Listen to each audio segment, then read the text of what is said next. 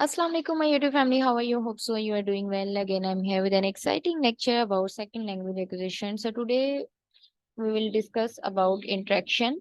We have done our lecture about input in our previous lecture. So today's lecture is about interaction. So please don't forget to subscribe my channel and share the link with your class fellows and friends. So input को हम कर चुके हैं discuss. सो हम लोग आज input की slides को आगे कर देंगे। तो आज हम डिस्कस करने वाले हैं इंटरेक्शन को। So what is interaction? अगर आप जो है डेली लाइफ में अगर आप अपने माइंड में सोचें तो इंटरेक्शन क्या होता है। जब आप किसी से मिलते जुलते हैं, आप किसी दूसरे इंसान से मिलते हैं तो इंटरेक्शन होता है, आप इंटरेक्ट करते हैं, ठीक है। और इंटरेक्शन के नतीजे में भी आप कुछ चीजें सीखते हैं, ठीक है। आप इनपुट जब आपने पढ़ा था, अगर आपने फर्स्ट लेक्चर सुना है तो उसमें ये था कि आपको आप इन्वायरमेंट से सीखते हैं। इन्वायरमेंट आपको इनपुट देता है, टीचर्स आपको इनपुट देते हैं। जब आप क्लास में हैं तो अदर दूसरे लर्नर्स जो है ना वो आपको इनपुट देते हैं। तो ये क्या था? इनपुट था जो कि आपको दूसरे लोग से मिल रहा है। लेकिन वो इनपुट मिलेगा कैसे? वो इसी तरह मिलेगा जब आपका इंटरेक्शन होगा लोगों के साथ, ठीक है। जब आप किसी के साथ इंटरेक्ट करेंगे, किसी के साथ मिलेंगे, तभी आपको इनपुट मिलेगा ना। और फिर आप आउटपुट भी देंगे। तो जो लर्निंग है, लर्निंग आपकी इंटरेक्शन की मदद से भी हो सकती है। Interaction is a kind of action that occurs as two or more objects have an effect upon one another. जब दो ऑब्जेक्ट या फिर आप ये भी कह सकते हैं occurs as two or more persons have an effect upon one another. जब दो लोग जो हैं उनका इफेक्ट एक दूसरे पे हो। मैं अगर बात कर रही हूँ, आप मुझे आउटपुट देंगे, आप दूसरा बंदा मेरे साथ आर्गुमेंट कर रहा है, पर दूसरे को मैं अपना एक पॉइंट ऑफ व्यू दूंगी। तो ये इंटरेक्शन क्या है? दो लोगों के बीच में होता है, दोनों एक दूसरे पर इम्पैक्ट अपना छोड़ते हैं। The interaction hypothesis is a theory of second language acquisition which states that the development of language proficiency is promoted by face-to-face interaction and communication. अब ये क्या हमें बताता है? Development of language proficiency, language में प्रोफिशिएंसी कैसे आएगी या बहुत ज्यादा कैपेबल कैसे हो सकते हैं? Promoted by face to face interaction. कि आप लोगों का आपस में फेस टू फेस इंटरेक्शन करवाएं, कम्युनिकेशन करवाएं। जितनी ज्यादा कम्युनिकेशन होगी, लोग उतना ही ज्यादा सीखेंगे और उतना ही ज्यादा वो एक दूसरे को वो प्रोफिशिएंट होंगे लैंग्वेजेस में। अगर आप देखें तो बहुत सारे लोग ये कहते हैं कि उनको इंग्लिश की समझ तो आती है लेकिन वो इंग्लिश बोल नहीं सकते। क्यों नहीं बोल सकते? क्योंकि उनके पास ऐसा इन्वायरमेंट नहीं होता, उनके पास ऐसा इंटरेक्शन नहीं होता फेस टू फेस लोगों के साथ क्लासरूम्स के अंदर, कि वो किसी के साथ वो बात कर सकें। तो अगर आपने प्रोफिशिएंट होना है लैंग्वेजेस में तो आपको क्या प्रमोट करना चाहिए? फेस टू फेस कम्युनिकेशन या फेस टू फेस इंटरेक्शन। आप लोगों के साथ मिलें, लोगों के साथ इंग्लिश बोलें, लोगों के साथ कम्युनिकेट करें इंग्लिश में। तो ये सब कुछ किस तरह मुमकिन है? जब आप लोगों के साथ इंटरेक्ट करेंगे, ठीक है। Interactions often result in learners receiving negative evidence.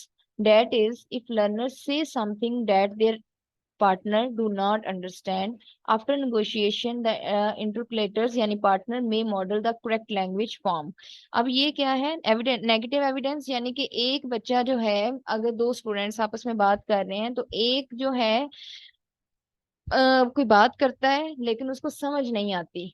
After फिर वो दूसरा बच्चा क्या करेगा? वो समझ नहीं आएगी ना। जब एक मैं अगर किसी को बात कर रही हूँ, अगले बंदे को समझ नहीं आएगी, तो वो क्या करेगा? आफ्टर निगोशिएशन द पार्टनर में model the correct language form. तो अगला बंदा क्या करेगा? वो उस बात को दोबारा से रिपीट करेगा, थोड़ा सा समझने के बाद कि सिंप्लीफाइड वर्जन में, या फिर उसको और कॉम्प्रिहेंड तरीके से। तो ये क्या होगा? इससे और ज्यादा बच्चा सीखेगा और वो इंटरेक्शन उसके लिए और ज्यादा मीनिंगफुल साबित होगा, ठीक है। In doing this learner can receive feedback on their production and on grammar that they have not yet mastered. अब देखें, अगर आपने इंग्लिश का कोई सेंटेंस बोला है कि आई ही गोज, ठीक है, कि वो जाता है। अब उसने उसकी जगह आपने बोल दिया कि ही वेंट, ठीक है, वो गया।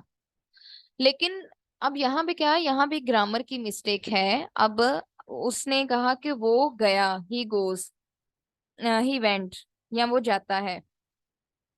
तो उसकी जब आप एक गलत सेंटेंस बोल देंगे तो अगला बंदा बोलेगा सॉरी आई कांट अंडरस्टैंड, कि मुझे इसकी चीज की समझ नहीं आई। फिर आप दोबारा से उसको अपने माइंड में सोचोगे और उस सेंटेंस को ठीक करोगे, ठीक है। तो उसको फीडबैक भी मिलेगा कि आप यहाँ फिर उस अगले बंदे को टोक भी सकते हो कि भाई आप यहाँ पे गलत बोल रहे हैं, यहाँ पे गोज नहीं आना, यहाँ पे वेंट आना है, यहाँ पे वेंट नहीं आना, यहाँ पे गोन आना है, कि वो चला गया है, ठीक है। तो third form of verb use होगी। तो यहाँ पे क्या होगा, आपको फीडबैक, फौरन से आपको फीडबैक मिल जाएगा, आपकी ग्रामर जो है ना वो ठीक हो जाएगी और आप इस चीज में मास्टर हो जाएंगे। नेगेटिव नेगेटिव एविडेंस जो है ना वो यही होता है कि आप गलत एक चीज बोल रहे हैं और आप उसकी करेक्शन होती है बाद में, ठीक है। तो जब आपका फेस टू फेस इंटरेक्शन होता है, आप क्लासरूम्स में सीखते हैं, आपकी कम्युनिकेशंस होती हैं, समटाइम ऐसे होता है कि आप किसी को टोकते भी नहीं है, लेकिन आप सामने वाले की लैंग्वेज जो है उसको सुन के ही आपको लगता है कि अच्छा ठीक है, यहाँ पे हम मिस्टेक्स कर रहे हैं और हमें नेक्स्ट इधर से मिस्टेक्स नहीं करनी। आपको खुद अपने बारे में भी आप थोड़े से वो डाउटेड होने लग जाते हैं, जहां पे आपको डाउट होता है वहां से वो वाली चीजें क्लियर कर लेती हैं। तो इंटरेक्शन जो है ये तो मुझे खुद भी लगता है कि पर्सनली कि इंटरेक्शन एक बहुत ज्यादा इम्पैक्ट छोड़ता है किसी भी इंसान पे। किसी की कम्युनिकेशन आपने स्ट्रॉन्ग करनी हो, अदर इवन आपने अगर अपना कॉन्फिडेंस इंप्रूव करना हो, तो वो भी जो है ना इंटरेक्शन जो है उसमें बहुत ज्यादा अहम रोल प्ले करता है।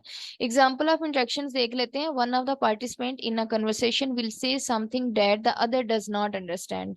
अगर एक कन्वर्सेशन में एक पार्टिसिपेंट जो है ना से समथिंग कुछ कहता है that the other does not understand, अगला बंदा उसको समझ नहीं सकता, the participant will then use various communicative strategies to help the interaction progress. अब जो है ना वो कहता है कि मुझे तुम्हारी बात की समझ नहीं आई, जिससे मैंने पीछे बताया कि किसी बात की समझ नहीं है, तो वो क्या करेगा, वो सिंप्लीफाइड वर्जन यूज करेगा, ठीक है। जैसे मैंने इनपुट वाली जब स्लाइड्स को हमने डिस्कस किया था, तो उसमें ये था कि आप फॉरेनर्स के साथ जब टॉक करते हैं, आप उसको कोई बात समझाने के लिए यूज करते हैं तो सिंप्लीफाइड वर्जन यूज करते हैं अपनी लैंग्वेज को, सिंप्लीफाइड वर्जन यूज करते हैं अपनी लैंग्वेज का, ठीक है, उसको समझाने के लिए, इनपुट देने के लिए। इसी तरह ये होता है कि यहाँ पे आप स्ट्रेटजीज यूज करेंगे उसको अपनी इंटरेक्शन को बढ़ाने के लिए, इंटरेक्शन प्रोग्रेस, ठीक है। आप रोक नहीं देंगे, अगले बंदे को बात समझ नहीं आई, आपने ये नहीं कि बात रोक देनी है, बल्कि आप उस चीज को समझाने के लिए कुछ कम्युनिकेटिव स्ट्रेटजीज यूज करेंगे, ठीक है। Next है the strategies used when negotiation, meaning may include showing down speech, speaking more deliberately, request for clarification और repair of speech और paraphrases। अब जैसे मैंने बोला कि आप ये भी कह सकते हैं कि अगले बंदे को मुझे समझ नहीं आई, तो वो क्या करेगा, आप वो और ज्यादा आप रिक्वेस्ट करेंगे क्लियर कर दो इस सेंटेंस को, आप रिपेयर कर दो, यानी कि आप दोबारा से इस सेंटेंस को बोले और उसको रीफ्रेज कर दो, पैराफ्रेज को। तो मुश्किल अगर वोकेबलरी है तो वो सिंपल वर्ड में आपको सिनोनिम्स के साथ बताएगा कि भाई इसका ये मीनिंग है, ठीक है। तो ये क्या है, ये सारी चीजें इंटरेक्शन के साथ ही आएंगी, ठीक है। इंटरेक्शन जो है वो बहुत ही ज्यादा अहम रोल प्ले करता है। इसकी दो दो ही स्लाइड्स डाली हैं, आई थिंक सो कि ये दो स्लाइड्स ही बहुत ज्यादा है, मतलब इसमें ही आपको पूरी तरह समझ आ गई होगी। नेगेटिव एविडेंस के साथ के आप, नेगेटिव एविडेंस जो है ना इस इंटरेक्शन में बहुत अहम रोल प्ले करता है। वो इस तरह, क्योंकि अगर आप नेगेटिव एविडेंस पे आए, अगर आप एक बच्चे को चीज नहीं आ रही, तो वो ज्यादा जो है ना उसमें एफर्ट पुट करेगा कि इसको और ज्यादा कैसे इसको एक्सप्लेन करना है। अगले बंदे को वोकेबलरी समझ आ जाएगी, तीसरा बंदा बोलेगा कि यहाँ पे ये वर्ड यूज होना है, तो इस आपस में डिस्कशन के साथ, इंटरेक्शन के साथ बच्चा और ज्यादा सीखता है।